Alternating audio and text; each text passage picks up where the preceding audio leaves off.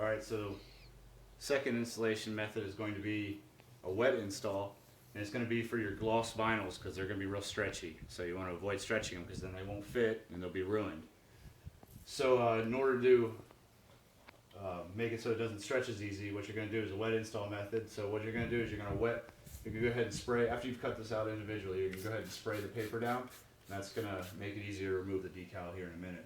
And then you're going to do a very light coating of the water. This is soap and water mixture again. I forgot to say that. Basically 1 drop of dish soap in a bottle this size, and then the rest water. So just a real light one. You can even move some of these off of there so it won't be there when you get there. Alright, so now you're going to go as you would have before, and the same as the other one. You're going to remove that, and then since you wet the application tape, this should come off easy.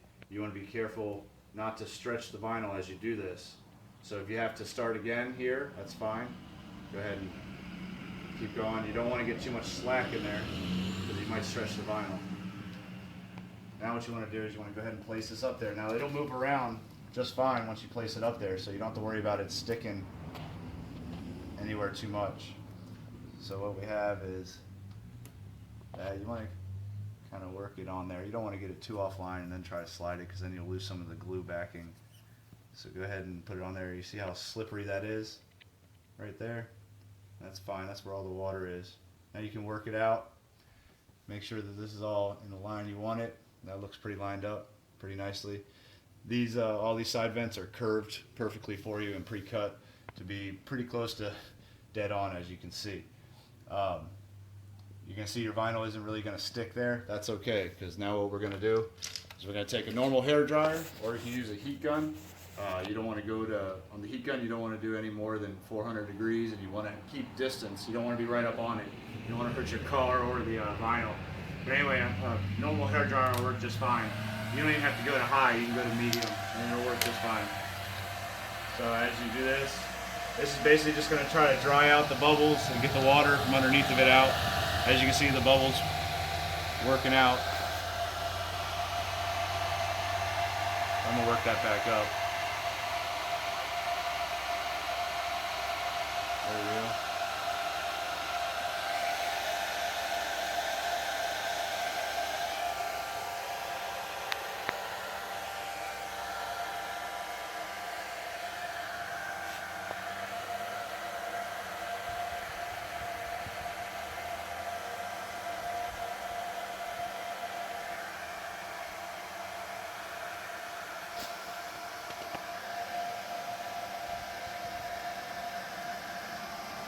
Depending on how much soap versus water solution you have, it might take a little longer to get the tackiness of the glue to come back.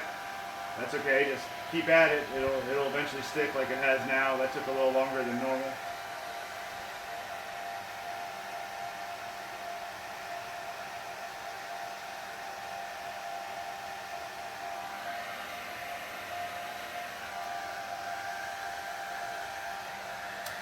So as you can see, I just heated that up. I'm stopping now for time purposes, but you're going to want to do that until you're sure it's on there pretty good.